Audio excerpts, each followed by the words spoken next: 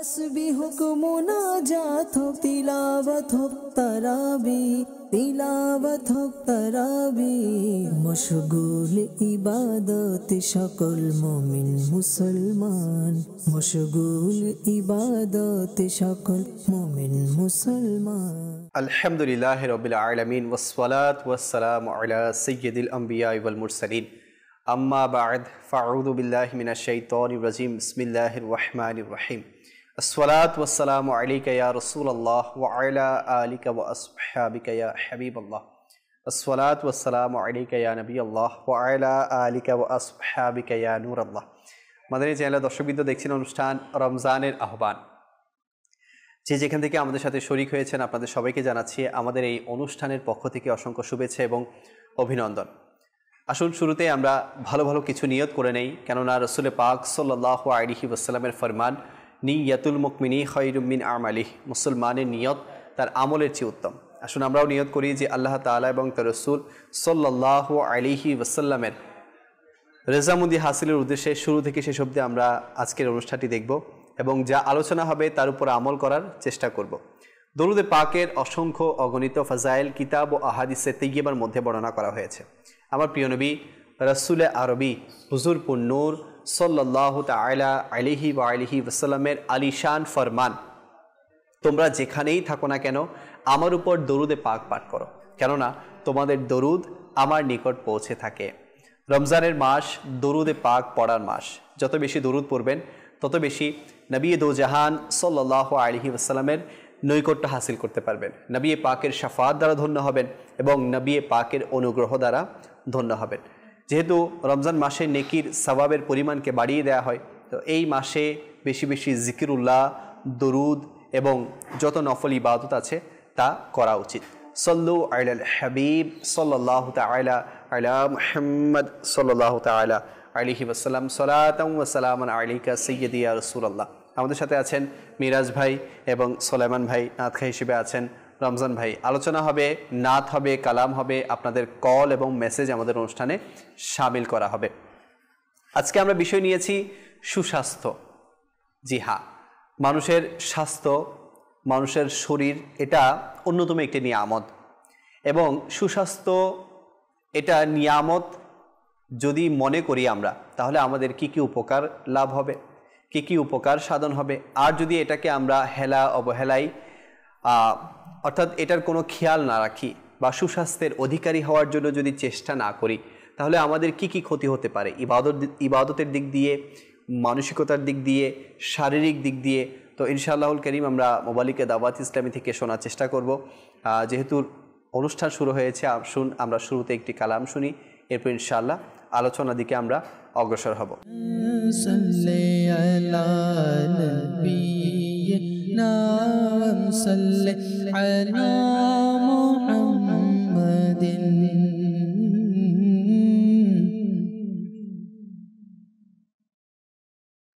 कर लगिया कंदोरे मोन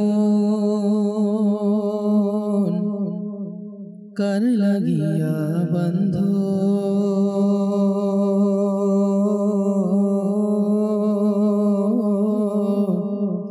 कर लगिया कंदोरे मोन कर लगिया बंधो कर लगिया कंदोरे मन कर लगिया बंधो क्यों तो তোমার আপন হবে না না না না, যে জন হবে আপনা সেই তো মদিনা।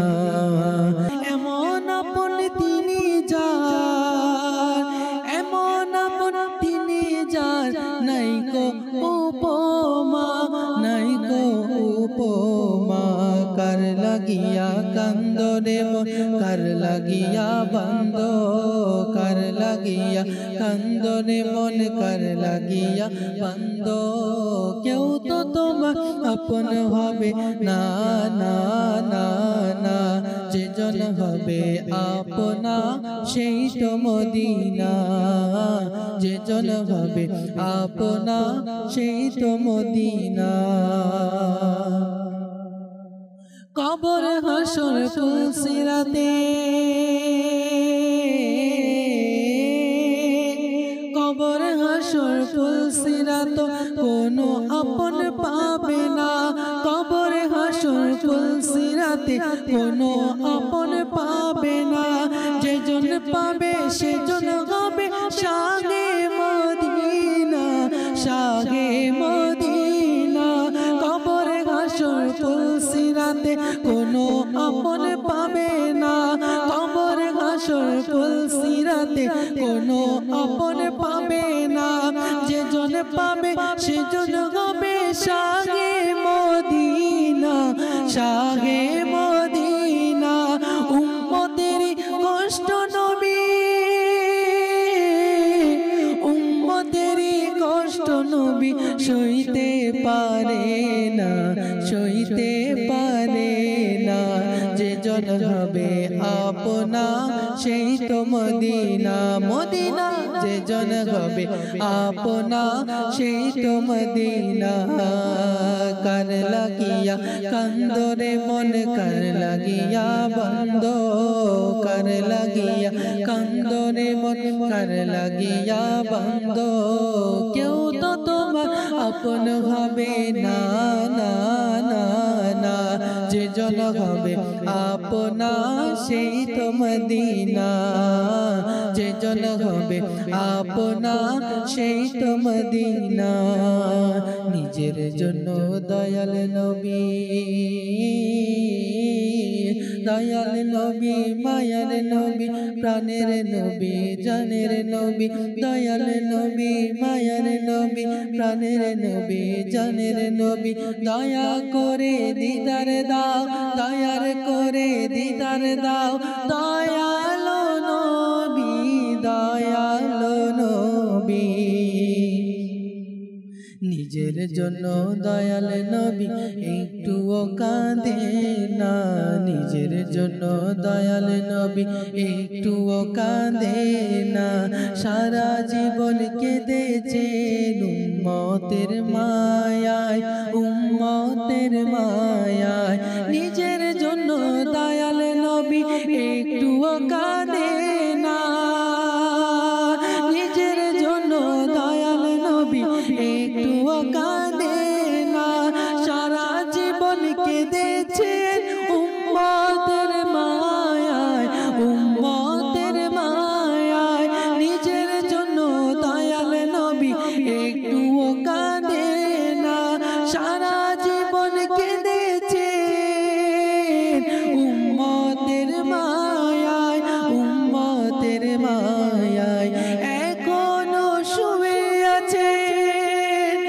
এখনো শুয়ে আছে সোনার মদিনায় সোনার মদিনায় সোনার মদিনায় যেজন হবে আপনা সেই তো মদিনা যেজন হবে আপনা সেই তো মদিনা কার লাগিয়া কান্দরে মন কার লাগিয়া বন্ধ কার লাগিয়া কান্দরে মন কার লাগিয়া বন্ধ কেউ তো তোমার আপন হবে না না না না যেজন হবে আপনা সেই তো মদিনা যেজন হবে আপনা সেই তো মদিনা মদিনা যেজন হবে আপনা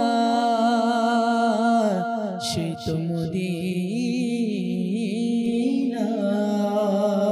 মাশাআল্লাহ মাশাআল্লাহ মাশাআল্লাহ আসলে যিনি আপন হবেন তিনি হচ্ছেন মদিনাওয়ালা আকা মক্কি মদিনী মুস্তাফা হুজুর পুন্নূর সাল্লাল্লাহু তাআলা আলাইহি ওয়া আলিহি ওয়াসাল্লাম আর যাকে ছেড়ে আমরা দুনিয়ার সবাইকে আপন বানাচ্ছি কিন্তু যিনি আমাদের কাজে আসবেন যিনি আমাদের সুপারিশ করবেন ইহকাল ও পরকালে যিনি আমাদের উপর দয়া করবেন তিনি হচ্ছেন মা আমেনার বাগানের সুবাসিত ফুল হুজুর পুন্নূর সাল্লাল্লাহু আলাইহি ওয়াসাল্লাম তাই ওনার ইশক অন্তরে ধারণ করা উচিত ওনার শানে নাত বেশি বেশি শোনা উচিত ওনার দরবারে বেশি বেশি আরজি দেওয়া উচিত ইনশাআল্লাহুল করিম আমাদের বেড়া পার হবে দেখছেন অনুষ্ঠান রমজানের আহ্বান আজকে আমরা বিষয় নিয়েছি সুস্বাস্থ্য হেলদি লাইফ তা আসুন সুস্বাস্থ্য নিয়ে আমরা আলোচনা শুনি সর্বপ্রথম যাব আমাদের মিরাজ ভাইয়ের কাছে মিরাজ ভাই কেমন আছেন আলহামদুলিল্লাহ আপনি কেমন আছেন আলহামদুলিল্লাহ আলা কুল্লি হাল হুজুর, সুস্বাস্থ্য বিষয় নিয়েছি, কি বলবেন আপনি এই ব্যাপারে? আলহামদুলিল্লাহ রাব্বিল আলামিন, সালাতু ওয়াসসালামু আলা সাইয়্যিদিল মুরসালিন। সর্বপ্রথম আপনাকে আমি মোবারকবাদ জানাচ্ছি এই প্রোগ্রাম মাদানী চ্যানেলের মাধ্যমে দর্শকদেরকে উপহার দেওয়ার জন্য। পাশাপাশি যারা এই প্রোগ্রামকে ঘিরে কাজ করছেন, যে সকল মোবালিক সময় দিচ্ছেন, এবং আপনি সহ মাদানী চ্যানেলে যারা স্টুডিওতে ক্যামেরাম্যান সহ যারা আছেন, সবাইকে আমি রমজানের শুভেচ্ছা জানাচ্ছি। পাশাপাশি আমাদের দর্শক যারা আমাদেরকে দেখছেন, সবাইকে আমি রমজান মাসের শুভেচ্ছা জানাচ্ছি। আলহামদুলিল্লাহ, আজকের বিষয় সুস্বাস্থ্য। লেখক ভাই আল্লাহ তাআলা কোরআনের মধ্যে যেটা ইরশাদ করেছেন যে সকল প্রশান্তি যদি আমরা চাই, প্রকৃত প্রশান্তি কোথায়? প্রকৃত প্রশান্তি হচ্ছে আল্লাহ তাআলার জিকিরের মধ্যে। তো আল্লাহ তাআলার জিকিরের মধ্যে প্রকৃত প্রশান্তি। এখন আমরা দেখি যে রমজান মাস আসলে আমাদের অন্তরে একটা প্রশান্তি কী করে, বিরাজ করে। রমজান মাসে যখন আমরা রোজা রাখি, রোজার পাশাপাশি আমরা বিভিন্ন ইবাদতের দিকে ঝুঁকে পড়ি, যেমন কুরআনুল কারীম পাঠ করা, তাসবিহ তাহলিল করা। আলহামদুলিল্লাহ, সংযমের মাস, সংযমী হওয়ার চেষ্টা করি। এই সংযমী হওয়ার পাশাপাশি আল্লাহ তাআলার দয়ায় রমজান মাসে যত অসুস্থ ব্যক্তি থাকুক না কেন, যেমনই ব্যক্তি থাকুক না কেন, এই রমজান মাসে সে নিজেকে একবার বলবে যে আলহামদুলিল্লাহ, এই রমজান মাসে আমি একটু সুস্থ আছি। সুবহানাল্লাহ। এই কথা বলার পিছনে কিন্তু অনেক কারণ এবং হিকমত আছে। হয়তো আমরা অনেকে এটাকে বুঝতে পারি না বা ধরতে পারি না। কেন? প্রথমত এটাই কথা হলো যে রমজান মাসে আমরা যখন উপবাস থাকি, তো উপবাস থাকার কারণে আমাদের শরীরের মধ্যে একটা মেটাবলিজম তৈরি হয়, যে মেটাবলিজমের মাধ্যমে আমাদের শরীরে প্রত্যেকটা অঙ্গে প্রত্যঙ্গে একটা সুস্থতা অনুভব করা হয়। কারণ এটা হচ্ছে এই কারণে যে আমরা অধিকাংশ সময় না খেয়ে থাকি। আর না খেয়ে থাকার এটা এমন একটা বরকত যে পাকস্থলীর মধ্যে আমাদের যে সকল ইঞ্জিল আছে বা যে সকল ইন্দ্রিয় আছে কাজ করার জন্য, যেমন হজম প্রক্রিয়া করার জন্য যে হরমোনের প্রয়োজন হয়, এবং আমাদেরকে পাকস্থলী ঠিক থাকার জন্য যে সকল বস্তু কাজ করে, তারা কাজ করার সময় পায়, সুযোগ পায় যে সেপারেট করার, ভালো ব্যাকটেরিয়া আর খারাপ ব্যাকটেরিয়াকে সেপারেট করার সুযোগ পেয়ে যায়। আমরা যতটুকু না লেখক ভাই মানুষ, তার থেকে বেশি ব্যাকটেরিয়া। আমাদের শরীর প্রত্যেকটা কর্মে, প্রত্যেকটা কিছুতে ব্যাকটেরিয়া কিন্তু কি করে, জি, আক্রমণ করে। বা ব্যাকটেরিয়ার কারণে আমরা সুস্থ আছি, আবার ব্যাকটেরিয়ার কারণে আমরা অসুস্থ হয়ে পড়ি। তো ব্যাকটেরিয়া কিন্তু দুই প্রকার আছে, একটা খারাপ ব্যাকটেরিয়া, একটা ভালো ব্যাকটেরিয়া। যখন খারাপ ব্যাকটেরিয়ার মাত্রা বেড়ে যায়, তখন শরীরের মধ্যে বিভিন্ন অসঙ্গতি দেখা দেয়। জি জি। আর যখন ভালো ব্যাকটেরিয়া কি হয়, বৃদ্ধি পায়, তখন আমাদের সুস্থতা নসিব হয়। তো কিতাবের মধ্যে বা সায়েন্সরাও যেটা করেছেন, স্টাডি করেছেন, যখন আমরা রোজা রাখি, খারাপ ব্যাকটেরিয়ার খাবার কি? খারাপ ব্যাকটেরিয়ার খাবার হচ্ছে চিনি, সুগারি জাতীয় জিনিস, এবং অধিক আধিক্যতার কারণে বা খাবারের কারণে কি হয়ে যায়, ব্যাকটেরিয়া যেগুলো খারাপ সেগুলো পাওয়ারফুল হয়ে যায়, এবং তারা একটা লেভেল তৈরি করে, একটা তাদের একটা বৃদ্ধি শুরু হয়ে যায়। তো খারাপ ব্যাকটেরিয়াগুলো যখন আমরা সবসময় খেতে থাকি, তখন খারাপ ব্যাকটেরিয়াগুলো ওই খাবারগুলো পেতে থাকে, আর খেয়ে তারা শক্তিশালী হয়ে যায়। শক্তিশালী হওয়ার কারণে তাদের ব্যাকটেরিয়ার কি বৃদ্ধি বাড়ে। তো খারাপ ব্যাকটেরিয়াগুলো শক্তি না বাড়ার কারণে তাদের বিরুদ্ধে লড়তে পারে না। তো যখন আমরা রমজান মাসে বিশেষ করে খাবার খাওয়া বন্ধ করে দিই বা রোজা রাখি, তো রমজান মাসে যখন রোজা রাখি, আমাদের খাবার যখন পেটে যায় না, তখন খারাপ ব্যাকটেরিয়াগুলো খাবার খুঁজতে থাকে। খাবার খুঁজতে যখন পাই না, আস্তে আস্তে তারা দুর্বল হয়ে যায়। তো 24 ঘন্টার মধ্যে যখন আমরা দেখা যায় যে অনেকে 8 ঘন্টা, 15 ঘন্টা, 20 ঘন্টা আমরা ফাস্টিংয়ে থাকতেছি, তো ব্যাকটেরিয়াগুলো খাবার না পাওয়ার কারণে তারা দুর্বল হয়ে পড়ে। তখন ভালো ব্যাকটেরিয়াগুলো ওই খারাপ ব্যাকটেরিয়াগুলোকে খেয়ে ফেলে। আচ্ছা, খেয়ে ফেলার কারণে শরীরের মধ্যে খারাপ ব্যাকটেরিয়ার সংখ্যা কমে আসে, যার কারণে আমরা সুস্থতা নসিব করি। আমাদের সুস্থতা কি হয়, নসিব হয়। আলহামদুলিল্লাহ, আপনি সায়েন্টিফিক একটা ব্যাখ্যা দিলেন। সায়েন্টিফিক ব্যাখ্যা দিলাম। তো এটা সায়েন্টিফিক ব্যাখ্যা দিলাম, এই সায়েন্সটাও কোরআন থেকে এসেছে না? তো আল্লাহ তাআলা ব্যাকটেরিয়া সৃষ্টি করছে, আল্লাহ তাআলা যে আমাদের মাখলুকাত কতজন, আর 18,000 মাখলুকাত। তো 18,000 মাখলুকাতের মধ্যে এই ব্যাকটেরিয়াগুলো তো অন্তর্ভুক্ত। তো আল্লাহ তাআলা এগুলো সৃষ্টি করেছেন। তো এগুলোকে দমন করারও সিস্টেম আছে। আবার কিছু ব্যাকটেরিয়া আমাদের শরীরে যেগুলো কাজ করে, সেগুলো আমাদের মেটাবলিজম বৃদ্ধি করার জন্য এবং সুস্থতা রাখার জন্য কি করে, কাজ করে। তো রোজা এমন একটা গোপন ইবাদত এবং রোজা একটা গোপন রহস্য, যেটা সুস্থতা নসিব করার জন্য অন্যতম মাধ্যম। যেমন আলা হযরত ইমাম আহমদ রাজা খান রহমতুল্লাহ তাআলা আলাইহি, তিনি একবার অসুস্থ অবস্থায় রোজা রাখা শুরু করে দিলেন। তো ওনার ভক্ত মুরিদরা বললেও যে আপনি এখন অসুস্থ, আপনি রোজা রাখছেন, তো আল্লাহ হযরত তাদেরকে জবাব দিলেন যে তোমরা কি আমাকে সুস্থ হতে দিবে না? যে তোমরা জানো না সুস্থতার গোপন রহস্য হচ্ছে রোজা। তো আলহামদুলিল্লাহ রোজা হচ্ছে এমন একটা গোপন রহস্য যে আমরা রোজা রাখি, তো রোজা রাখলে আমাদের মধ্যে সুস্থতা নসিব হয় আলহামদুলিল্লাহ। এটি দেখেন আবার এখানে আবার একটা ব্যতিক্রম সিস্টেমও আছে যে অনেকের ইফতারের সময় আমরা ইচ্ছা মতো খেয়ে ফেলি, পুরো দিনের খাবার একসাথে খেয়ে ফেলি। তো দেখেন রোজার দুটি ভাগ আছে, সেপারেট যদি করতে যাই দুটি ভাগ আছে। আপনি সেহরির পর থেকে যখন সকাল হবে আস্তে আস্তে আপনার শরীরের মধ্যে জোহর হতে হতে একটা সুস্থতা আসবে। একটা যাদের মধ্যে ফ্যাট বেশি তারা আরও এটা বেশি অনুধাবন করতে পারবে, হয়তো বুঝতে পারেন না। যখন আমরা রোজা রাখি আমাদের শরীরে কোনো খাবার পড়ে না, তখন ব্রেন ইন্ডিকেট করে খাবার খুঁজে, তখন সে বুঝতে পারে যে কিরে আমার শরীরে খাবার আমরা দুই প্রকার, একটা হচ্ছে আমরা শর্করা থেকে নিই, একটা হচ্ছে ফ্যাটি।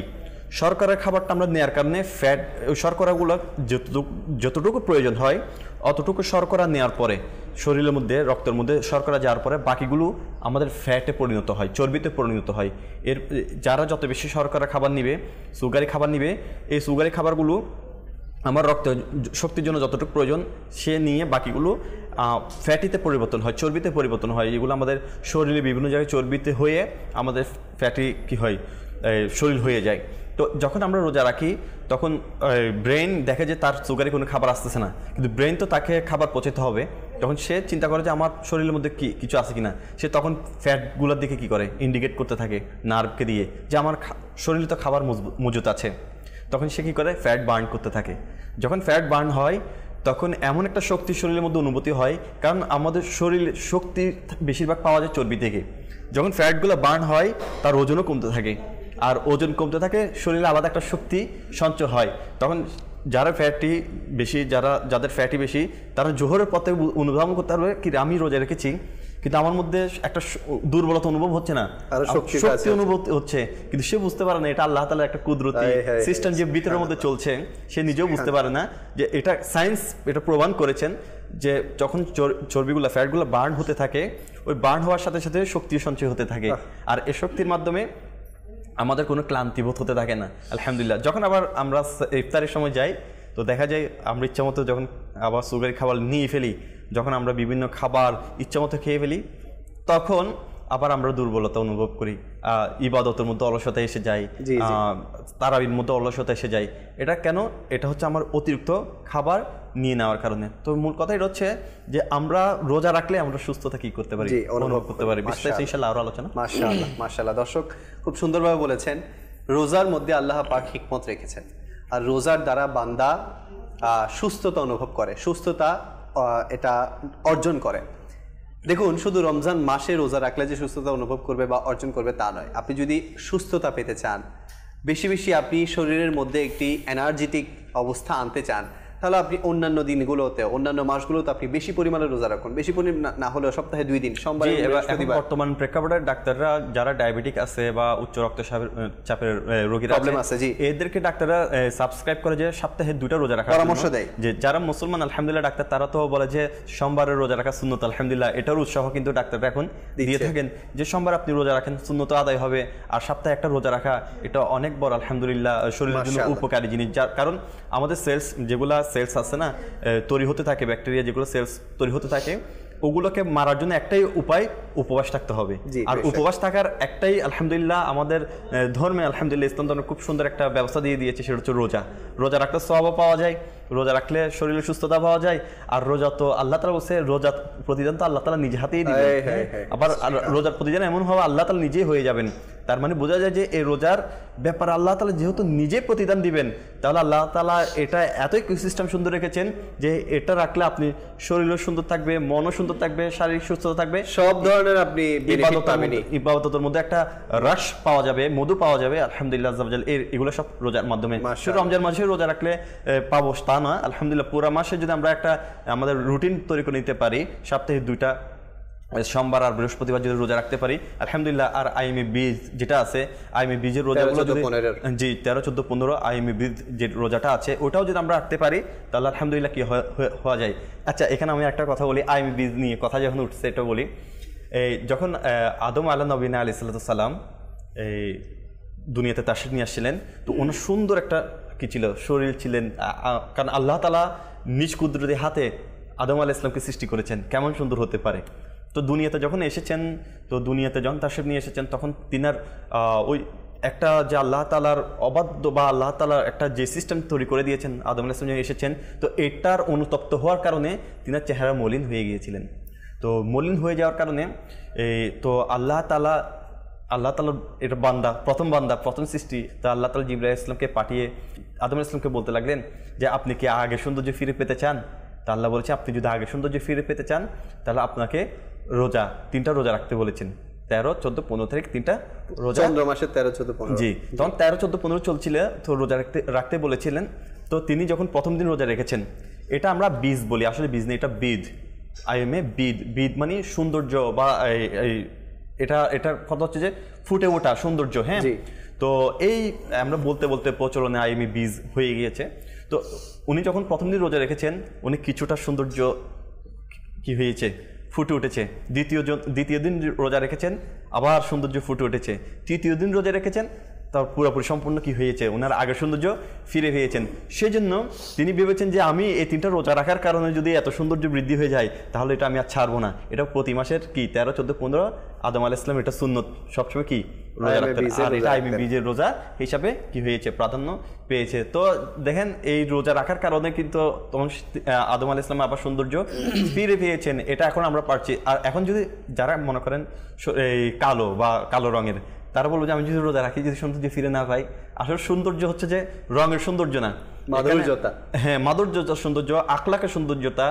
অনেক আলহামদুলিল্লাহ আমরা বিলালি ভাইদেরকে যাদেরকে দেখি, যারা চেহারার মায়া আছে, কিন্তু তাদের কালার যদিও বা কালো বর্ণের হোক না কেন, তাদের চেহারার যে নুরানিয়ত আছে, আল্লাহ তাআলার দয়ায় তাদেরকে দেখলে ইচ্ছা করে যে যারা ইবাদত রিয়াজতের মধ্যে, যেমন আমাদের সাউথ আফ্রিকাতে আলহামদুলিল্লাহ দাওয়াত ইসলামের কাজ করে, ওখানে অনেক বিলালি ভাই আমাদের আছে, তাদেরকে দেখলে তো আলহামদুলিল্লাহ অনেক মায়া লাগে।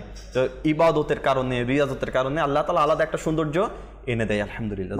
মাশাআল্লাহ, খুব সুন্দরভাবে আমাদের মিরাজ ভাই আলোচনা করলেন যে সুস্বাস্থ্য যদি আমরা পেতে চাই তাহলে কি করতে হবে, রোজা রাখতে হবে।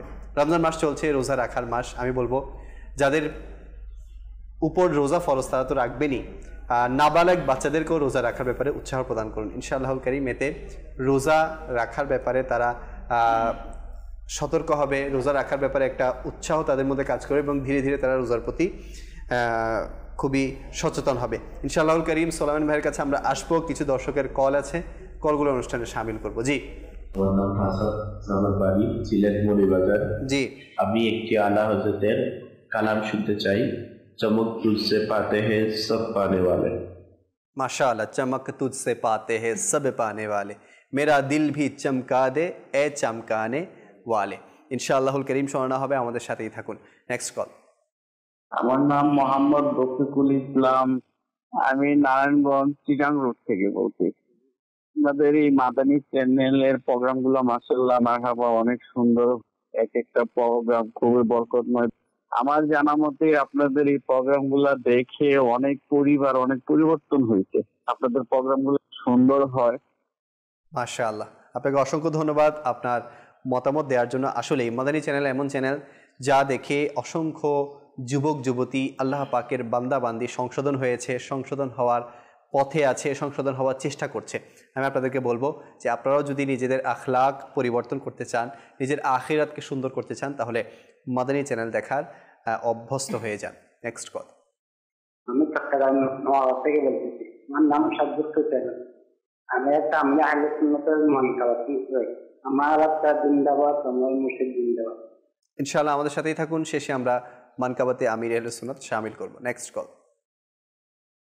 আমার নাম মশিউর রহমান ফরহাদ, কিশোরগঞ্জ থেকে। আপনাদের অনুষ্ঠান অসম্ভব ভালো লাগে সব সময় থেকে, এবং মাদানী চ্যানেল খুব ভালো লাগে, অসম্ভব ভালো লাগে। আমার পরিবারের সবাই দেখে, সকালটা শুরু হয় মাদানী চ্যানেল দিয়া। আমাদের জন্য দোয়া করবেন, আমাদের মাদানী চ্যানেল সবসময় দেখতে পারি, আমরা যা শিখছি সে আমল ওজনে করতে পারি। মাশাআল্লাহ, সকাল শুরু করেন, রাতও শেষ করবেন মাদানী চ্যানেল দিয়ে। চ্যানেলের মধ্যে এগুলোই চলতে থাকে। জি জি জি, মাশাআল্লাহ মাশাআল্লাহ। Next call. আমার নাম মোহাম্মদ আব্দুল বাসির, আমার বাড়ি কিশোরগঞ্জ। আজকের অনুষ্ঠানে আমি একটি নাচ শুনতে চাই। কি যে মহান তোমার দরবার, ইনশাআল্লাহ আমাদের সাথেই থাকবেন, আমরা শোনানোর চেষ্টা করব। আলোচনা হচ্ছিল সুস্বাস্থ্য নিয়ে।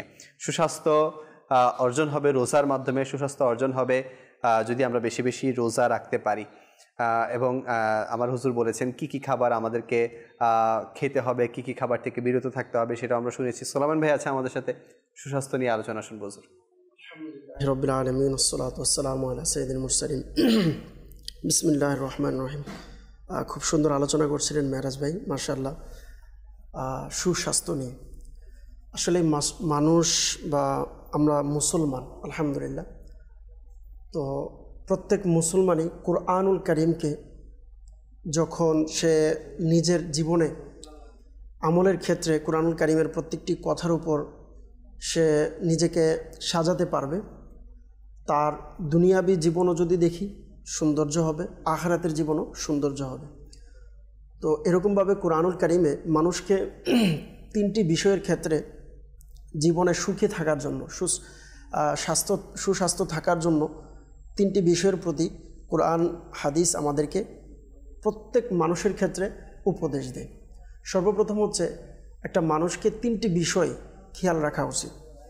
একটা হচ্ছে আধ্যাত্মিক, আরেকটা হচ্ছে মানসিক, আরেকটা হচ্ছে সুস্বাস্থ্য। এই তিনটি বিষয় যখন মানুষ তার নিজের কাছে নিয়ে আসে তখন তার দুনিয়াটাও সুন্দর হয়, আখিরাতও সুন্দর হয়। যদি দেখি আপনার আধ্যাত্মিক বিষয় যেটা, সুস্বাস্থ্য যেটা নেওয়া হয়েছে, অন্তরকে যদি আপনি ভালো রাখতে চান তখন আপনাকে আধ্যাত্মিকভাবে সুস্থ থাকতে হবে। আর আধ্যাত্মিকভাবে সুস্থ থাকার ক্ষেত্রে আল্লাহ পাক রব্বুল আলামিন সূরা বাকারার ৬২ এবং ৬৩ নং আয়াতে মুবারকা এর মাঝখানে মহান আল্লাহ পাক রব্বুল আলামিন বললেন যে মান আমানা বিল্লাহি ওয়াল ইয়াউমিল আখিরি ওয়া আমিলা সলিহান ফালাহুম আজরুহুম ইনদা রাব্বিহিম। যে ব্যক্তি আল্লাহ এবং আল্লাহর আখিরাতের উপর ঈমান আনবে, বিশ্বাস রাখবে, ওয়া আমিলা সলিহান এবং নেক কাজ করবে, ফালাহুম আজরুহুম ইনদা রাব্বিহিম, তাদের জন্য তাদের যে আজর রয়েছে তার প্রতিদান আল্লাহ পাকের নিকট রয়েছেন। এবং বললেন ওয়ালা খাউফুন আলাইহিম ওয়ালা হুম ইয়াহজানুন, তাদের দুনিয়া এবং আখিরাতে কোনো ভয় নেই। আধ্যাত্মিক যখন আপনি সুস্থতা লাভ করবেন তখন আপনার এর জাযা আল্লাহ তাআলা আখিরাতে দিবেন, দুনিয়াতেও দিবেন। এটার সাথে আরেকটা রিলেটিভ হচ্ছে, প্রথম হচ্ছে আধ্যাত্মিক বিষয় যেটা, দ্বিতীয়ত হচ্ছে আপনি দেখেন মানসিক প্রশান্তি যেটা বলা হয়, আপনি মানসিকভাবেও সুস্থ থাকতে হবে। সুস্বাস্থ্য যদি আমরা দেখি, সুস্বাস্থ্যের মধ্যে সবচেয়ে গুরুত্বপূর্ণ বিষয় যেটা সর্বপ্রথম আসে সেটা হচ্ছে মানসিকভাবে সুস্থ থাকা। আপনি যদি মানসিকভাবে সুস্থ থাকেন তখন আপনি আস্তে আস্তে নিজের শারীরিকভাবে যেটা আমরা যদি দেখি সুস্থ হতে পারবেন।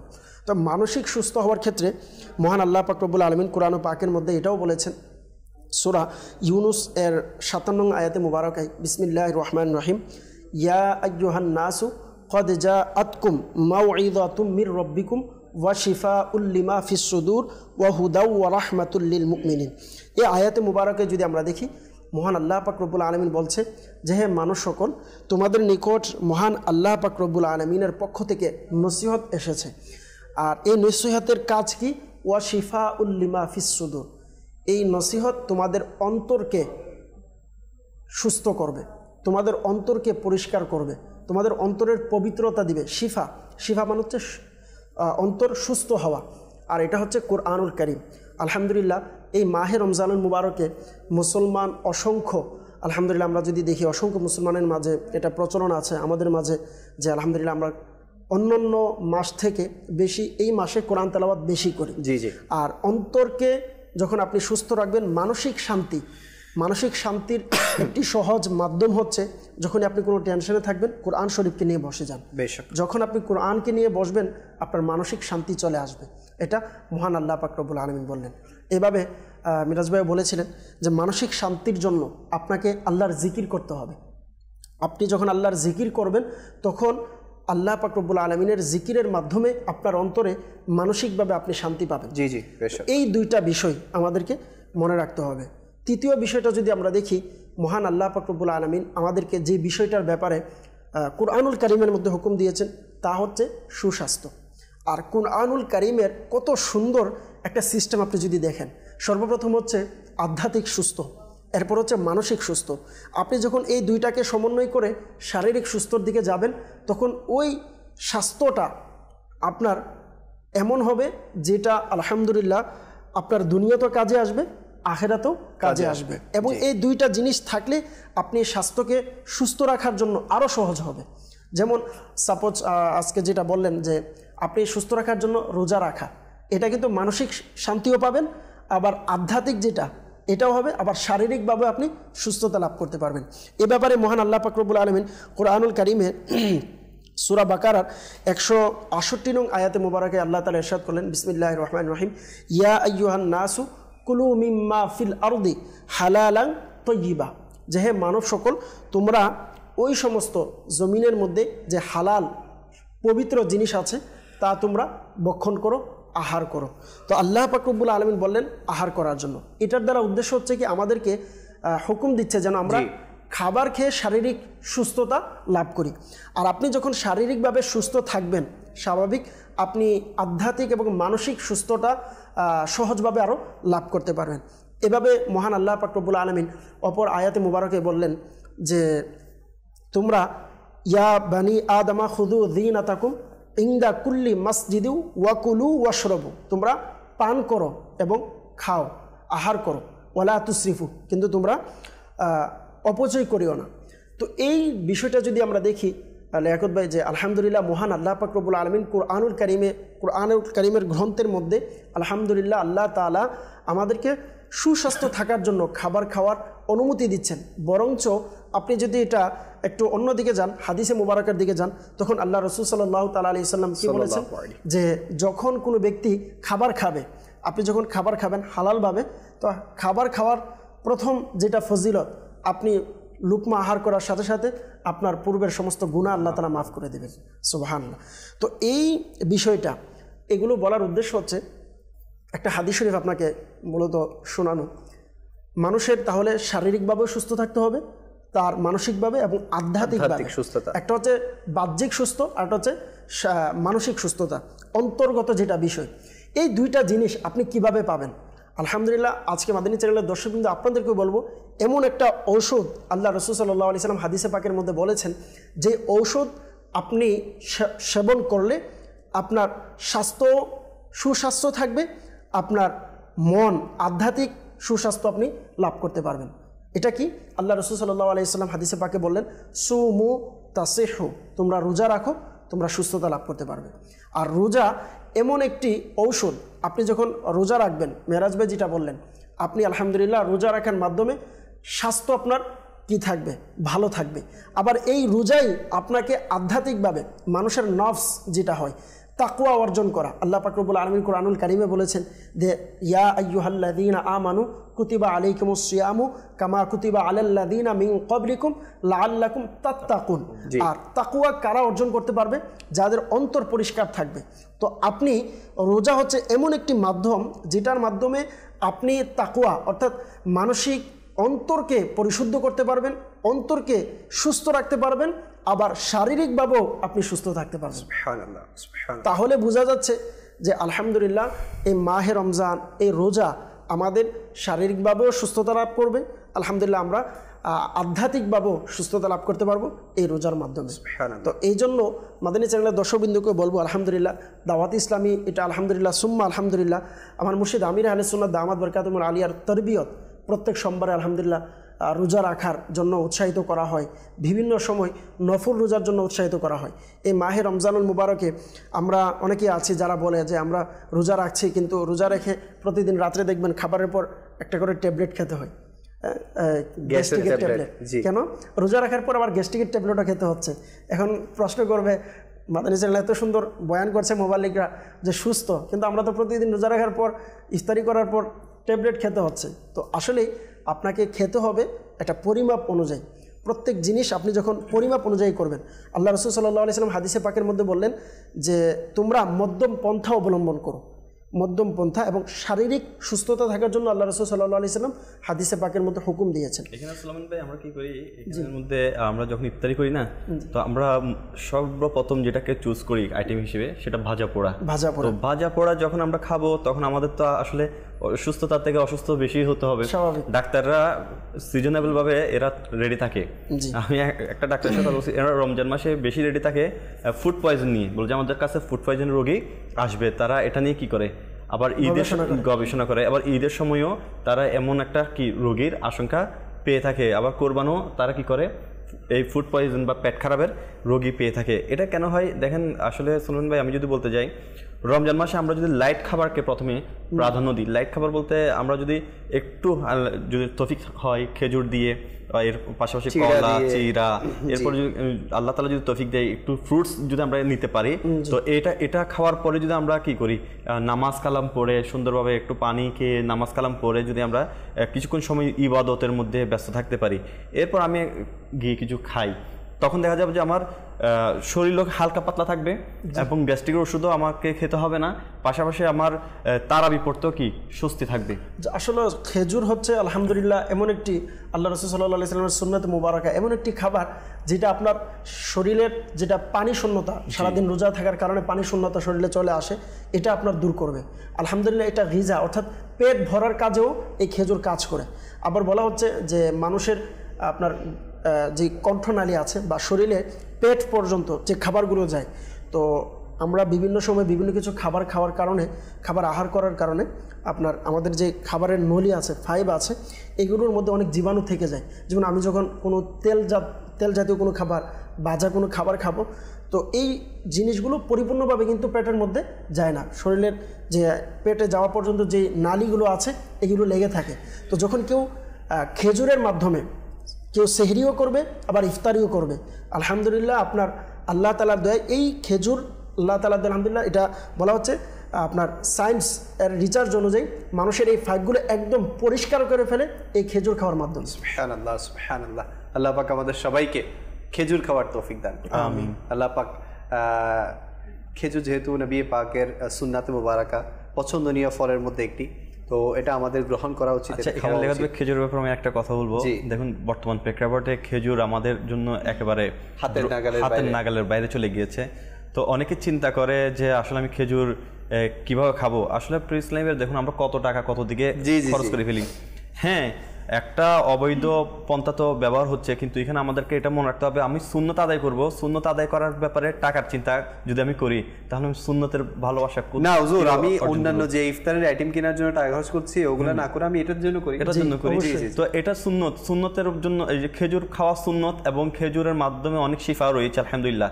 কেউ যদি দুর্বলতা অনুভব করে সে যদি খেজুর খায়, এবং পানির তৃষ্ণা যদি কারো লাগে সে যদি সেহরির পরে একটা খেজুরকে কাউসার এই সূরাটাও পড়ে নেয়, আলহামদুলিল্লাহ সারাদিন পানির পিপাসাও তার লাগবে না। খেজুর হচ্ছে আলহামদুলিল্লাহ আমার এত দামি খেজুর তো খাওয়ার দরকার নেই, প্রত্যেকটা খেজুরের সেম প্রোটিন, সেম ভিটামিন এবং সেম ফজিলত। তো আমি কম দামি খেজুরটাকে কি করি, আমার 1200, 1800, 2000 টাকার খেজুরের দিকে না গিয়ে প্রশ্ন আসবে যে খেজুরের এত দাম কিভাবে খাবো, কিভাবে কিনবো এত দামি খেজুর। কথাটা যে আসলে খুব গুরুত্বপূর্ণ, আপনি অন্য আইটেমগুলো একটু কমিয়ে দেন। হ্যাঁ, খেজুরের ক্ষেত্রে আপনি খেজুরের দিকে নিয়ে আসেন, আর খেজুরও আপনি যতটুকু সম্ভব যদি বেশি না পারেন কমপক্ষে 3টা হলে রাখেন নিজের জন্য। এভাবে যদি হয় তাহলে আল্লাহ পাক আমাদের সবাইকে খেজুর খাওয়ার তৌফিক দান করুক। আলোচনা আরো হবে ইনশাআল্লাহ। কালামের ফরমাইশ এসেছিল, অনুরোধ এসেছিল, রমজান ভাইয়ের কাছে যাব ইনশাআল্লাহ। জি, কি যে মহান তোমার দরবার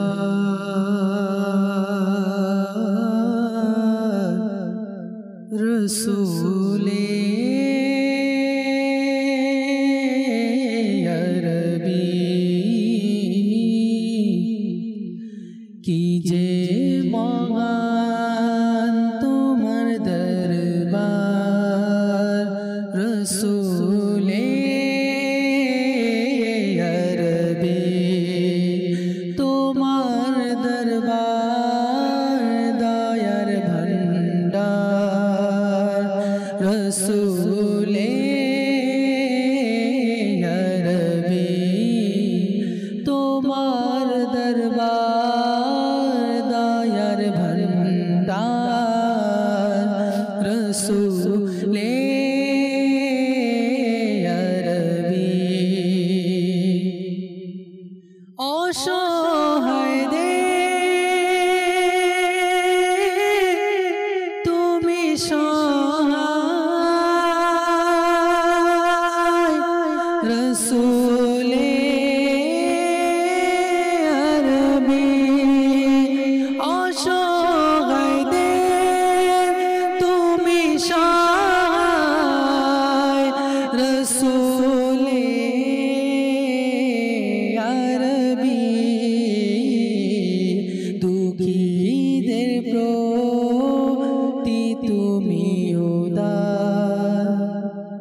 রসুলে আরবি দুঃখীদের প্রতি তুমি উদার রসুলে আরবি কি যে মহান তোমার দরবার রসুলে আরবি তোমার দরবার দয়া ভন্ডার রসুলে আরবি দো জাহানে তুমি বাদশাহ রসুলে আরবি দো জাহানে তুমি বাদশাহ রসুলে আরবি তুমি নবীদের সরদার রসুলে আরবি তুমি নবীদের ইমাম রসুলে আরবি কি যে মহান তোমার দরবার রসুলে আরবি শূন্য হাতে পিরে নিকে তোমার দরবার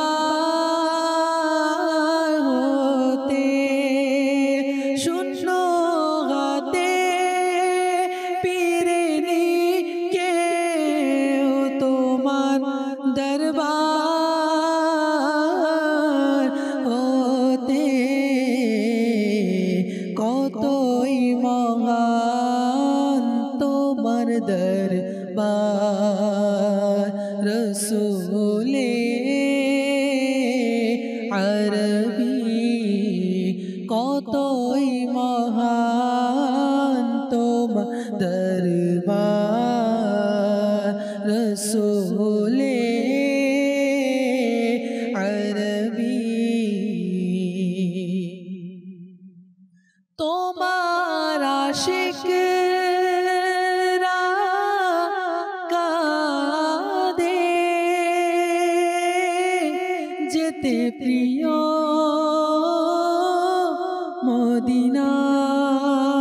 মদিনায় মদিনা মদিনা মদিনা জীবনে হবে কি তোমার দিদার ইয়া রাসূলুল্লাহ জাহানে যেদিকে তাকাই দরদি আর তো কেহ নাই বলি দুঃখ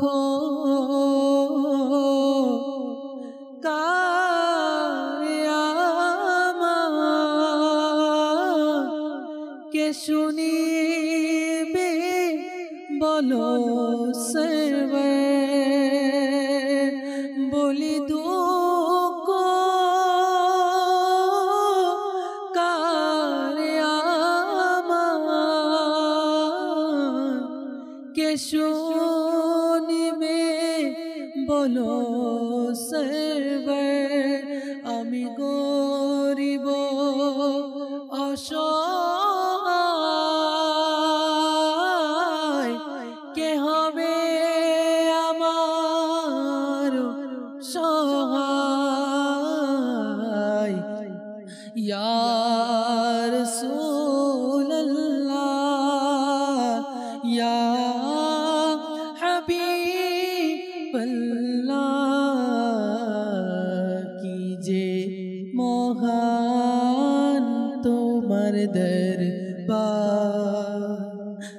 রসুলে আরবি কি যে মহান তোমার দরবার রসুলে আরবি হে নবীরি তয়কে মন করেছে শয়তান কাবু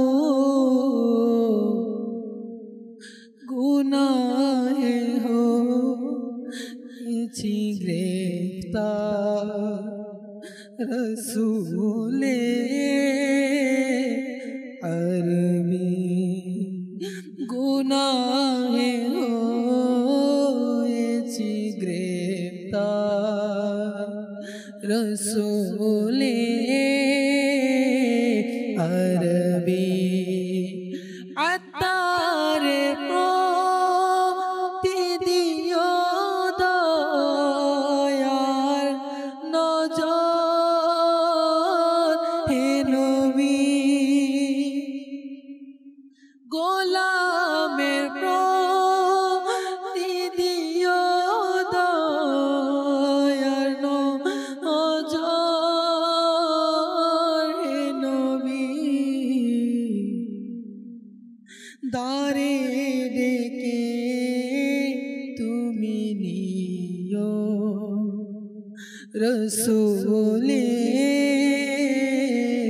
আরবি বলে দাও তাকে গোলাম তোমার রসুলে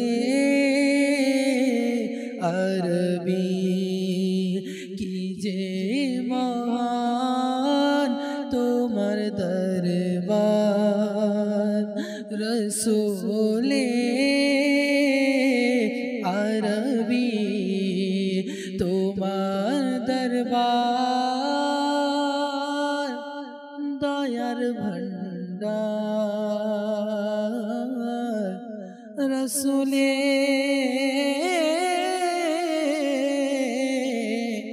আরবি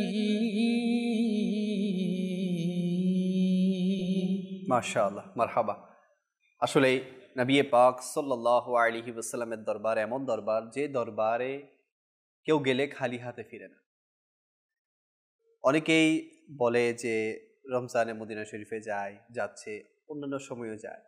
অনেক আশিকের তামান্না থাকে যে একটা বার হলো, একটি বারের জন্য হলেও যাতে নবী পাকের দরবারে হাজিরি দিতে পারে। অনেক আশিকের তামান্না, অনেকে অপেক্ষায় আছে কখন যাবে কখন যাবে।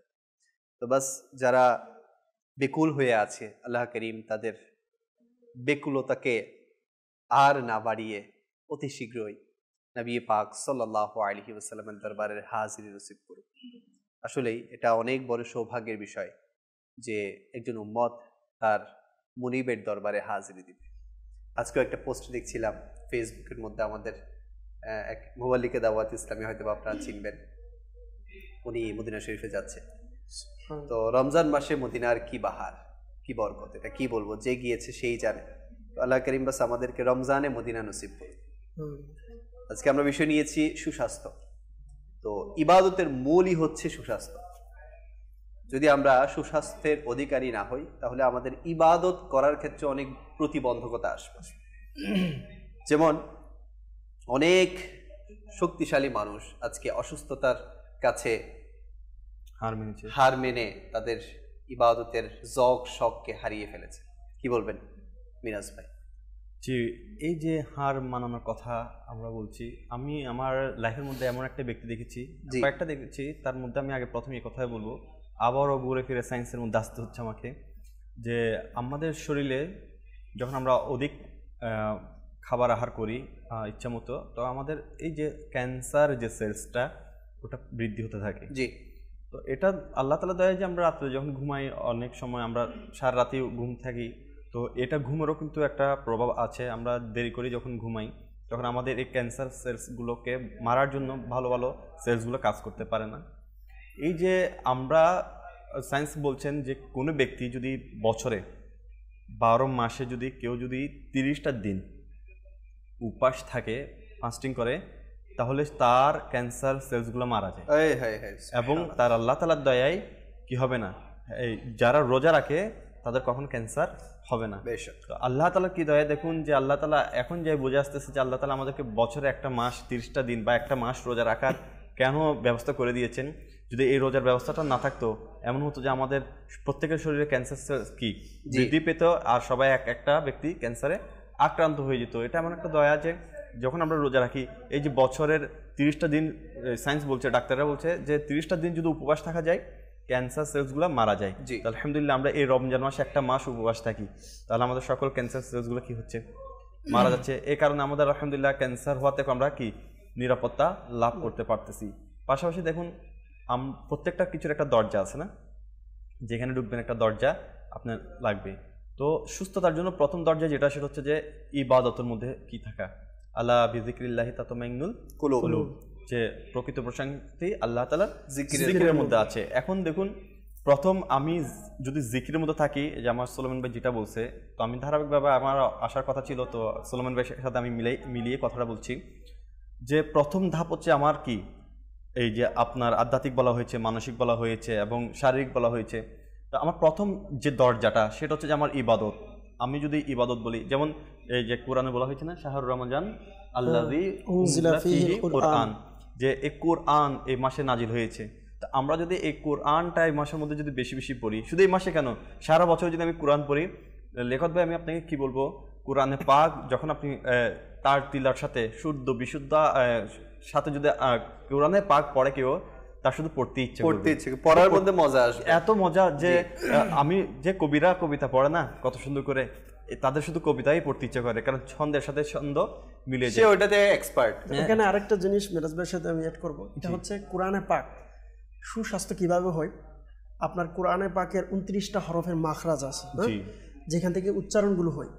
বলা হচ্ছে মুখের যে ব্যায়াম করা হয়, দাঁতের ব্যায়াম, জিহ্বার ব্যায়াম। আপনার মুখ যদি সুস্থ রাখতে চান, কেউ যদি কোরআনের 29টা হরফ শুদ্ধভাবে সে উচ্চারণ করতে পারে, অটোমেটিকলি তার মুখের যে সমস্যা আছে বা অসুস্থতা, মুখের কোনো জড়তা বা সমস্যা থাকলে এগুলো উচ্চারণ করার মাধ্যমে সুস্থ হয়ে যাবে। এটা হচ্ছে আপনার দুনিয়াবি ফায়দা কোরআন তেলাওয়াতের।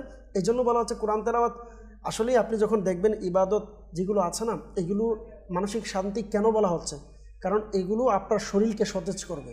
প্রত্যেকটা ইবাদতের ক্ষেত্রে দেখেন, আল্লাহ রাসূল সাল্লাল্লাহু আলাইহি সাল্লামের ক্ষেত্রে হাদিসে পাকের মধ্যে আসছে, যখনই আল্লাহ রাসূল পেরেশানিতে পড়তেন সাথে সাথে গিয়ে নামাজে দাঁড়িয়ে যেতেন, পেরেশানি আসলেই গিয়ে নামাজে দাঁড়িয়ে যেতেন, আল্লাহর ইবাদতে লেগে যেতেন। বর্তমানে এটাকে আমরা জিমে নিয়েছে অনেকে, যখন বেশি ফাস্ট্রেট হয়ে যায়, হতাশ হয়ে যায়, সে তখন নিজেকে বার্ন করার জন্য, ফ্যাট বার্ন করার জন্য ব্যায়ামে ঢুকে যায়, ঘন্টা পর ঘন্টা কি করে, ফাস্ট্রেশন থেকে বের হয়ে আসার জন্য, দুশ্চিন্তা থেকে বের হয়ে আসার জন্য। তো আল্লাহ তাআলা আমাদেরকে তো দুশ্চিন্তা থেকে বের হয়ে আসার জন্য প্রথম যে দরজাটা দিয়েছে সেটা ইবাদত, এবং সেটা প্রত্যেকটা ইবাদতই ব্যায়াম। এই যে আপনি যে কথা বললেন, যখন আমরা হলকলা থেকে শুরু করে হলকিয়া থেকে শুরু করে যখন আমরা একেবারে কি করব লাভাবিয়া পর্যন্ত বা এগুলোতে আসবো, আমাদের যে কি হবে, মুখের যে ব্যায়ামটা হবে, পাশাপাশি আমরা নামাজের মধ্যে যখন রুকু সিজদা আমরা কি করি, বেশি করে দিতে পারি। সিজদাতে যদি আমরা অনেকক্ষণ বেশিক্ষণ মাথায় রাখতে পারি, তাহলে আমাদের রক্ত সঞ্চালনটা কি করে, বৃদ্ধি করে। আমাদের মগজে কিন্তু আমরা সারাদিন যদি আমরা দাঁড়িয়ে থাকি, একটা স্বাভাবিক কথা, একটা পানির ফাইবর উপরে যেটা তুলতে পারে না, নিচে সেটা দ্রুত গতিতে পড়ে। তো আমাদের যে ব্লাড সার্কুলার যেগুলো নার্ভের মাধ্যমে যায়, তো ব্রেনের এগুলো ঠিক মতো অনেক সময় পৌঁছাতে পারে না। তো এটা সিজদার মাধ্যমে কিন্তু সঠিকভাবে কি হয়, আমাদের ব্লাড সার্কুলারটা হতে থাকে। এই কারণে আমাদের ব্রেনের কার্যকারিতা ক্ষমতাও বৃদ্ধি পায়। আর ব্রেনের কার্যকারিতা ক্ষমতা বৃদ্ধি পাওয়া মানে শরীরের সকল কিছু কি থাকা, অ্যাক্টিভ থাকা। তো এটা হচ্ছে আমাদের ইবাদতের মাধ্যমে কি হওয়া যায়। প্রথম যে সুস্থতা আমরা পাবো সেটা হচ্ছে ইবাদতের মাধ্যমে। আমি যে সারাদিন ইবাদতের মধ্যে ব্যস্ত থাকি, যেমন দেখেন প্রকৃত প্রশান্তি একটা যেখানে পাওয়া যায় সেটা হচ্ছে মাদানী কাজে, 12 মাদানী কাজে, দাওয়াত ইসলামী দিনী কাজে। আপনি যখন কাউকে দিনী কাজের মধ্যে আহ্বান করতে যাবেন, নেকের দাওয়াত দিতে যাবেন, এত প্রশান্তি, এত প্রশান্তি। এই প্রশান্তি আপনি কি ফার্স্ট এই যেগুলো আপনার কি খাই থাকে, ডিপ্রেশন ওষুধ খেয়েও পাবেন না আপনি এই প্রশান্তি। যে প্রশান্তি আপনি দাওয়াত ইসলামী দিনী কাজে যখন আপনি বের হবেন, মাদানী কাফেলার মাধ্যমে বের হবেন, বিভিন্ন দিনে দাওয়াত দিতে যাবেন, আপনার মধ্যে দুশ্চিন্তা আর কাজ করবে না। তখন শুধু নেকি নেকি ভালোবাসা। আল্লাহ তাআলা দেখেন, যারা খোদা তাআলা বা একজন যে সৃষ্টিকর্তা আছে তারা মানে না, তারা কিন্তু অনেক ফ্রাস্ট্রেশনের মধ্যে ভোগে। কারণ আমার যখন কোনো খারাপ লাগে, কারোর মাধ্যমে যদি আমি কোনো কষ্ট পেয়ে থাকি বা কোনো কারণে আমি কষ্ট পেয়ে থাকি, আমি কাকে বোঝাতে পারি?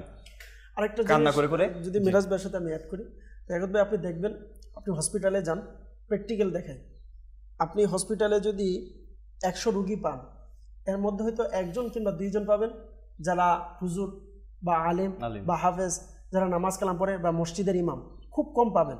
দ্বিতীয়ত হচ্ছে আপনি পুরো পৃথিবীতে আপনি করে দেখেন যারা হাকিকিভাবে আলেম, সত্যিকারের আলিম যিনি, যার ভিতরে ইলিম আছে, আল্লাহর ভয় আছে, কখনো টেনশনে কেউ আত্মহত্যা করেছে এগুলো পাবেন না, কখনো পাবেন না টেনশনে।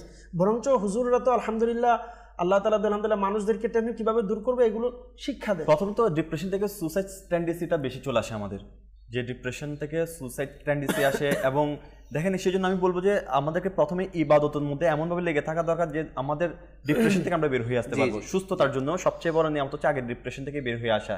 এখন এটা হচ্ছে আমি প্রথমে পাবো কোথায়? ভালো কাজে, দিনী কাজে। এরপরে যে আলহামদুলিল্লাহ যিনি বললেন যে হাক্কানি আল্লাহর ওলি যারা আছেন, তারা আরেকটা জিনিস অ্যাপ্লাই করে, সেটা হচ্ছে অল্প খাবারের তুষ্টি। যে আমরা কথায় কথায় যখন যেটা পাবো, যে মুখ চাবাবো, এটা যদি আমাদের হয়, তাহলে আমরা শারীরিক সুস্থতা থেকে কি হয়ে যাব, নিজেকে দূরে নিজে। মিরাজ ভাই, এটাও আছে না যে তোমার পেটকে 3 ভাগে ভাগ করো, খাবার দিয়ে, পানি দিয়ে, একটা হচ্ছে খালি বাতাস দিয়ে। এখন আমরা পুরোটাই তো খাবার দিয়ে ফিল আপ করি। তো আমাদের খাবারের ব্যাপারেও আমাদেরকে রুচিশীল ভাবে খাবারের করতে হবে। আমরা খাবারের মধ্যে দেখেন, যদিও বলতে যাই দেখতে আমাদের এটা অড লাগে, কিন্তু আসলে সত্যি যে খাবারের মধ্যে আমরা সিম্পল খাবার রাখা আমাদের জন্য এটা কি বাঞ্ছনীয়। যেমন সালাদ রাখতে পারি, সালাদের মধ্যে অনেক পুষ্টি আছে এবং সালাদের মাধ্যমে আমরা সুস্থতাও লাভ করতে পারবো, পেটও ভরে যাবে। যেমন এই ওমর রাদিয়াল্লাহু তাআলার যুগে একজন উনার যিনি মন্ত্রী সভা যিনি ছিলেন, তো শুনেছিলেন যে উনি বাতুল মাল থেকে অনেক খরচ হয় বা অনেক খাবারের পিছনে অনেক টাকা খরচ হয়ে যায়। তো ওনাকে একদিন আমিরুল মুমিনিন দাওয়াত করেছেন বাসায়। দাওয়াত করার পর ওনাকে প্রথমে সালাদ দিয়েছেন, অতিরিক্ত সালাদ উনি খেয়ে পেট ভরে গিয়েছেন। এবার সুস্বাদু খাবারগুলো এনেছেন, তো উনি বললো যে আমার তো পেট ভরে গিয়েছে, আর এগুলো দিয়ে বলছে আপনার এই খাবারের যদি পেট ভরে যায় তাহলে আপনি এত অপচয় কেন করছেন? তাহলে বুঝতে হয় যে আসলে আমাদের পেট ভরে যায় আলহামদুলিল্লাহ, কিন্তু আমরা এই যে রমজান মাসে আল্লাহ তাআলা দিয়েছে কেন? শান্তি, মানসিক শান্তি পাওয়ার জন্য। রমজান মাসে বেশি আমরা আসলে আমাদের গাইডলাইন থেকে, সূচিপত্র থেকে আমরা বের হয়ে গিয়েছি। রমজান মাসে আসলে চাইলে সঞ্চয়ের মাসও হতে পারে। আমরা যদি ইফতারিটা সংযমীভাবে করি, সাহরিটা 2 বেলা খাবার আমাদের জন্য যথেষ্ট। রমজান মাসে আমরা ইফতারি করলাম বা ঘুমানোর আগে একটু লাইট খাবার খেলাম, এরপর সাহরি করলাম। খাবারে কিন্তু আমরা যদি চাইলে এটা সংযমী করে আমরা কিন্তু আর্থিকভাবেও কি করতে পারি, নিজেকে বাঁচাতে পারি। কিন্তু না, আমরা তার উল্টাটা করব, না করলে আমাদের সমাজে আমাদেরকে মেনে নিবে না। সমাজ চাই কি বেশি বেশি খাবার খেতে হবে, খরচ করতে হবে, দুমাইয়ে খরচ করতে হবে। অনেকে আছে বলবে কৃপণ, জি খরচ না করলে আমাকে হয়তো অনেকে কৃপণ বলে। দেখেন এখানে শুনবে, কৃপণ আর মিতব্যয়ের মধ্যে পার্থক্য আছে। কৃপণ কারা আর মিতব্যয়ী কারা? কৃপণ হচ্ছে তারা যারা যেখানে প্রয়োজন সেখানে খরচ করে না, তারা হচ্ছে কৃপণ। যারা আল্লাহর রাস্তায় খরচ করে না, যারা পরিবারের জন্য খরচ করে না, তারা কৃপণ। আর যারা যতটুকু প্রয়োজন পরিবারের জন্য, স্ত্রী, মা, বাবা, সন্তানের জন্য এবং খাবারের যতটুকু প্রয়োজন অতটুক খরচ করার পরে বাড়তি খরচ করে না, তার হচ্ছে মিতব্যয়। আর মিতব্যয়কে আপনিও তো একটু আগে মনে হয় বলেছিলেন, কোরআনে পাকে মনে হয় যে মিতব্যয়, যে অপচয় করো না, আল্লাহ তুসরিফু, জি অপচয়, ইন্নাল্লাহা লা ইউহিব্বুল মুসরিফিন, আল্লাহ তাআলা যারা অপচয় করে তাদেরকে পছন্দ করেন না, যারা অপচয় করে। জি, সেজন্য আমাদের অপচয় থেকে বেঁচে আসতে হবে, মিতব্যয় হতে হবে, কিন্তু কৃপণ হওয়া যাবে না। মিতব্যয় হতে হবে, কৃপণ হওয়া যাবে না। তো কৃপণের সঙ্গে অর্থ দিলাম যে আল্লাহর রাস্তায় যারা খরচ করে না, যারা নিজের পরিবারের জন্য খরচ করে না, অভাবের মধ্যে রাখে থাকার সত্ত্বেও, তারা হচ্ছে কৃপণ। আর যারা মিতব্যয়, তারা হচ্ছে খরচ করে যতটুকু প্রয়োজন, চাহিদা যতটুকু ততটুকু খরচ করে, তারা হচ্ছে মিতব্যয়ী। তো আমাদেরকে মিতব্যয়ী হতে হবে। মিতব্যয়ের মধ্যেও প্রশান্তি আছে আলহামদুলিল্লাহ, যে আপনি আপনার বাবার জন্য খরচ করতে পারলেন, একটা প্রশান্তি। মায়ের জন্য খরচ করতে পারলেন, একটা প্রশান্তি। নিজের ঘরওয়ালির জন্য খরচ করতে পারলেন, সন্তানের জন্য, এটাও একটা প্রশান্তি আলহামদুলিল্লাহ। তো প্রশান্তি আপনার যখন এসে যাবে, আপনি ডিপ্রেশন থেকে বের হয়ে আসতে পারবেন। আর বেশিরভাগ মানুষ খাবারের কারণে অসুস্থ হয় না, বেশিরভাগ মানুষ প্রথমে ডিপ্রেশন থেকে অসুস্থ হয়ে যায় চিন্তার কারণে। আর ডিপ্রেশনটা থেকে আপনি বের হওয়ার জন্য নিশ্চয়ই প্রকৃত প্রশান্তি আল্লাহ তাআলার জিকিরের মধ্যে। আর পাশাপাশি খাবারও আমাদেরকে মেনটেন করতে হবে।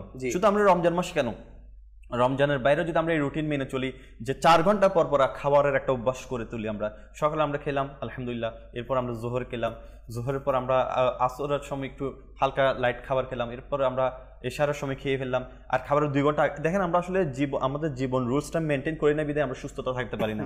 আজকে যেহেতু সুস্থতার কথা, সেই কথাগুলো বলছি যে আমরা অনেক সময় রাত্রেবেলায় কি করি, খাবারটা খেয়ে ঘুমাতে চলে যাই, অথচ রাত্রে বেলায় খাবার খেয়ে ঘুমাতে চলে যাওয়ার পরে এটা আমাদের শরীরের জন্য অনেক বড় একটা হানিকর ক্ষতিকর অবস্থা। খাবারের পরে আমরা যদি ঘুমাতে যাই, এটা শরীর এটাকে কাজ করতে পারে না, যার কারণে আমাদের শরীর বৃদ্ধি হয়ে যায়, আমাদের হজম শক্তিটা সে কাজ করতে পারে না, তখন বদহজমের একটা ব্যাপার হয়ে যায়। তো আমরা যদি ঘুমানোর 2 ঘন্টা আগে খেয়ে ফেলতে পারি, তাহলে এটা আমাদের জন্য কি হয়, খাবারটা হজমও হয়ে যায়, আর ঘুমের মধ্যে একটা শান্তিও পাওয়া যায় এবং আমাদের শরীর বৃদ্ধি।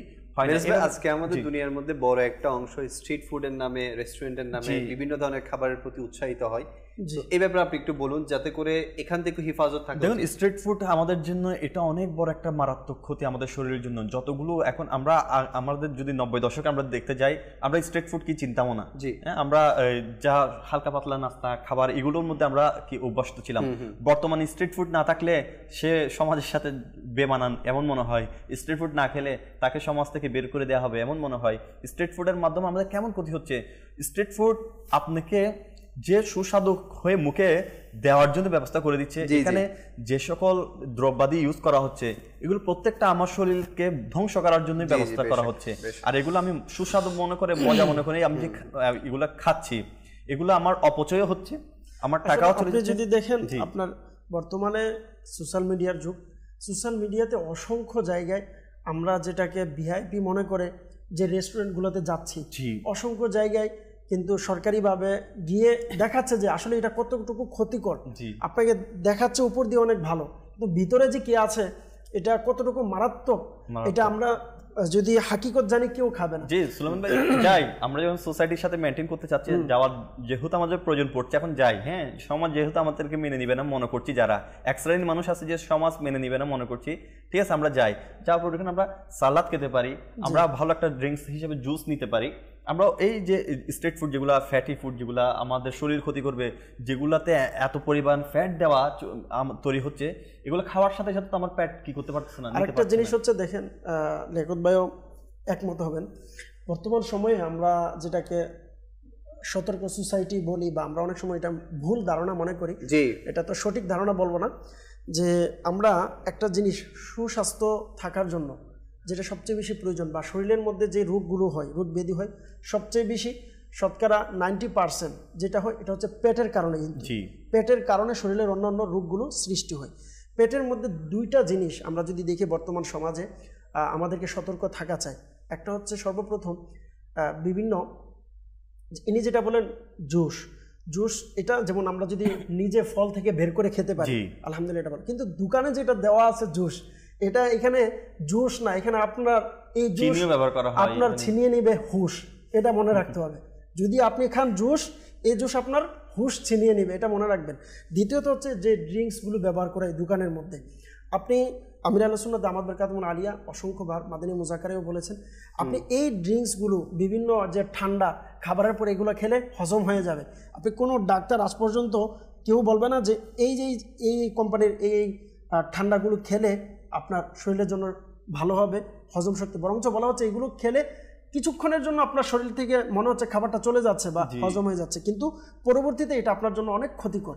দ্বিতীয়ত হচ্ছে আরেকটা জিনিস যেটা বিষয়, আমরা রেস্টুরেন্টে বা যে কোনো জায়গায় খাবার তো খাচ্ছি, এক তো খাচ্ছি বিপদ, আর একটা হচ্ছে খাবারের স্টাইলটা কি দাঁড়িয়ে দাঁড়িয়ে খাবার খাওয়া। আচ্ছা, আপনি যখন সহজভাবে বলি, গ্রামে দেখবেন আমরা যে চাপ দেওয়ার কল ব্যবহার করি, ওই কলের মধ্যে দেখবেন যে টিউবওয়েল, নিচে যে পানিটা পড়ে ফুটা, এই জায়গাটা কিন্তু একটু কি হয়ে যায়, গর্ত হয়ে যায়। এটা কি একদিনে হয় না, আস্তে আস্তে পড়তে পড়তে গর্ত হয়। তো বলা হচ্ছে মানুষের পেটের একটা সীমানা আছে। কেউ যখন দাঁড়িয়ে খাবার খায়, বা পানি খায়, তো এটা খাওয়ার ফলে ওই পানিটা ডাইরেক্টলি ওই জায়গাতে গিয়ে পড়ে। এটার ফলে কি হয়, পড়ার কারণে আস্তে আস্তে আস্তে ওই পেটের মধ্যে গিয়ে ছিদ্র হয় এবং ওই জায়গাতে গিয়ে বিভিন্ন রকমের রোগ ব্যাধি সৃষ্টি হয়ে যায়। আর আল্লাহ রসুলের সুন্নত মোতাবেক যখন আপনি বসে পান করবেন, সোসাইটি থেকে বের হন, আল্লাহ রসুলের সুন্নতের দিকে দেখবেন। মানুষ রেস্টুরেন্টে আমি দাঁড়িয়ে এক হাতে খাবার নিয়ে পান করব, মানুষ আমাকে ভিআইপি বলবে না।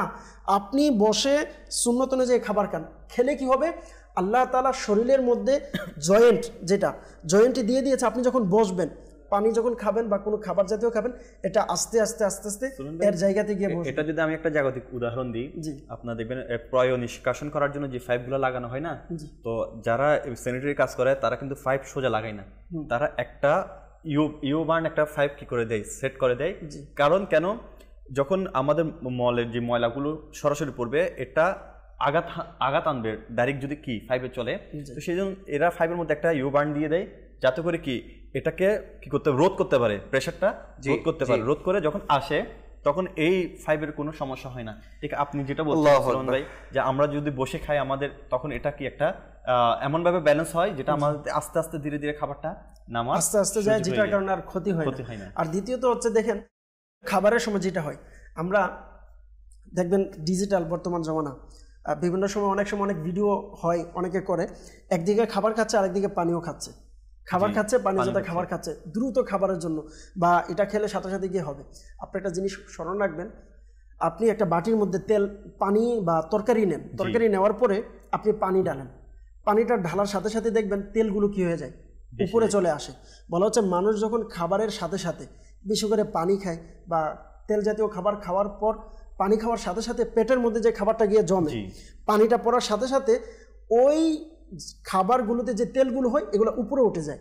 ওঠার ফলে কি হয়, পানি তো আস্তে আস্তে আপনার কমে যাচ্ছে, কিন্তু এই যে তেলগুলো কিন্তু কি কমতেছে না, আপনার বিভিন্ন চর্বিতে গিয়ে তেলগুলো জমতেছে, আস্তে আস্তে পেটের বিভিন্ন সাইডে গিয়ে তেলগুলো জমতেছে।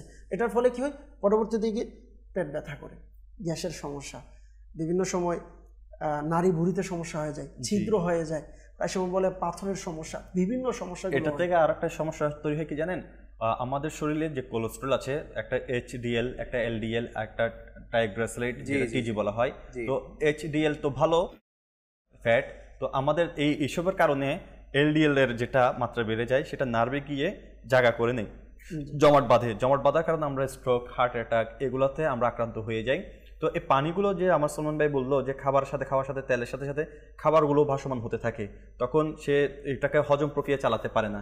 তো আমরা যদি পানিটা, সেজন্য কিতাবের মধ্যে বলা হয়েছে প্রথম পানি খাওয়া স্বর্ণের মতো, দ্বিতীয় পানি খাওয়া খাবার মাঝখানে খাওয়া রূপার মতো, লাস্টে খাওয়া বিষের মতো। তো সেই জন্য আমরা প্রথমে একটু পানিটা ভালো মতো খেয়ে নিব, পান করে নিব, এরপর আমরা চেষ্টা করব আর না খাওয়ার জন্য, যাতে করে আমাদের খাবারগুলো বসতে পারে, বসলে তাড়াতাড়ি হজমটা হয়ে যায়। গলাতে হয়তো একটু আমাদের কুশকুশি লাগতে পারে, সে কারণে আমরা এই সামান্য একটু পানি শুধু ঢোক গিলার জন্য একটু ব্যবহার করতে পারি। এর আধা ঘন্টা পর, খাবারের আধা ঘন্টা পর আমরা পানি নিই ইনশাআল্লাহ। বিরিয়ানির পর অনেক পানি টানে, বিরিয়ানি খাওয়ার পর অনেক পানি টানে, কিন্তু এটা কিন্তু অনেক মারাত্মক ক্ষতি আপনি যখন বিরিয়ানি খাওয়ার পর। আরেকটা হচ্ছে ইফতারির সময় তো যেখানে একসাথে বসা হয়, এখানে তো প্রতিযোগিতা, শরবত, পানি, কার আগে কে খেতে পারতেছে। এখানে আমি একটা কথা বলবো, যে জুসের কথা যখন বলছেন আমি ভুলে যাবো, সেজন্য বলেছি সুলেমান ভাই, জুসের মধ্যে ধনী গরিব সবার জন্য একটা সেরকম রেসিপি জুস, সেটা হচ্ছে লেবুর জুস। এর চেয়ে ভালো জুস আর হতে পারে না। এই জুসটা আপনার হজম প্রক্রিয়ার জন্য কি করে, ভালো একটা কাজ করে। যারা একটু হালকা কুসুম গরম পানি দিয়ে যদি একটু লেবু জুস খায়, তার যদি কাশির সমস্যা থাকে সেটা চলে যাবে, কোলেস্ট্রল সমস্যা থাকলে সেটাও দূর হয়ে যাবে। এরপরে উচ্চ রক্তচাপের জন্য ভালো কাজ করে এই লেবুর জুসগুলো। কিন্তু চিনি মিক্স করা যাবে না। একটা জিনিস মনে রাখতে হবে, চিনি আমাদের জন্য বিষ। এই চিনি থেকে আমরা যতই বাঁচতে পারবো ততই সুস্বাস্থ্য। এটার নাম দিয়েছে মিষ্টি বিষ। যাক, মাশাআল্লাহ, অনেক সুন্দর আলোচনা আপনাদের, এবং হয়তোবা আজকে এই অনুষ্ঠানের মাধ্যমে অনেক দর্শকদের সচেতনতা বৃদ্ধি পাবে। আপনারা যেভাবে আলোচনা করেছেন, আল্লাহ কারীম আমাদের সবাইকে, যেহেতু অনুষ্ঠানের সময় প্রায় শেষ, আল্লাহ কারীম আমাদের সবাইকে এর উপর আমল করার একটা লাইন বলবো, এতটুকুই মনে রাখবেন, একটা লাইন, সতর্কতা চিকিৎসা থেকে উত্তম। মাশাআল্লাহ, শেষ একটা লাইন। আল্লাহ পাক আমাদের সবাইকে এই লাইনের উপরও আমল করার তৌফিক দান করুক। নবী পাক সাল্লাল্লাহু আলাইহি ওয়াসাল্লাম টিপস দিয়েছেন, যদি সুস্বাস্থ্য অর্জন করতে চাও খেজুরের সাথে শসা মিক্স করে খাও। তো অনেকেই বলে থাকেন যে আমি একটু রোগা, আমার শরীর হয়তো বা সুস্বাস্থ্য হচ্ছে না, বা আমার শরীরের মধ্যে একটা এনার্জি পাচ্ছি না, আপনারা এই টিপসটা অবলম্বন করতে পারেন। আজকে এতটুকুই, ইনশাআল্লাহুল কারীম আগামীকাল আরও একটি বিষয় নিয়ে আপনাদের সামনে আমরা উপস্থিত হওয়ার চেষ্টা করব, আপনাদের সুস্থতা কামনা করে। সবসময় সুস্থতা কামনা করি, আজকেও সুস্থতা কামনা করে এখানে শেষ করছি। সাল্লু আলাল হাবিব সাল্লাল্লাহু তাআলা আলাইহি ওয়াসাল্লাম। तस्बीह को मुनाजात हो तिलावत हो तराबी तिलावत हो तराबी मशगुल इबादत सकल मोमिन मुसलमान मशगुल इबादत सकल मोमिन मुसलमान।